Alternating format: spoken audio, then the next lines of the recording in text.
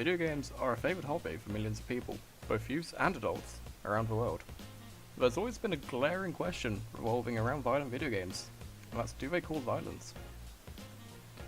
Controversies surrounding violent video games started to surface around 1976, when the game Death Race, in which you run over characters referred to as gremlins in order to score as many points as you can in a given time limit, was removed from shop shelves. This was because the gremlins made a little "ah" noise when hit, and a gravestone appeared in the place in which they got hit. Before we continue, let's distinguish between aggression and violence, as although similar, they are not the same. Aggression is the thought of violence or committing a violent act, whereas violence is when the act itself is committed. To put it simply, aggression is thought and violence is behaviour. Numerous studies have been carried out since then in order to answer this question.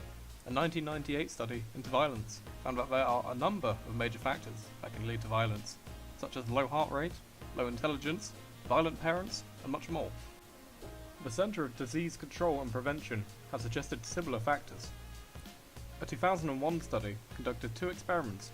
One had numerous undergraduate students from Texas and Wisconsin fill out questionnaires to record video game habits and measure trait aggressiveness, and the other experiment had undergraduates from Florida fill out similar questionnaires to determine their video game habits, as well as violent criminal behaviour and family violence exposure. Both experiments showed no link between violent video game playing and violent acts, and that aggression was based on other factors.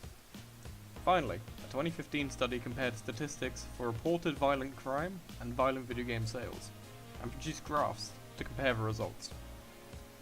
The graphs clearly show that as violent video game sales rise, reported homicides and assaults fall, suggesting that these games act as a form of release of aggression rather than a cause of violence.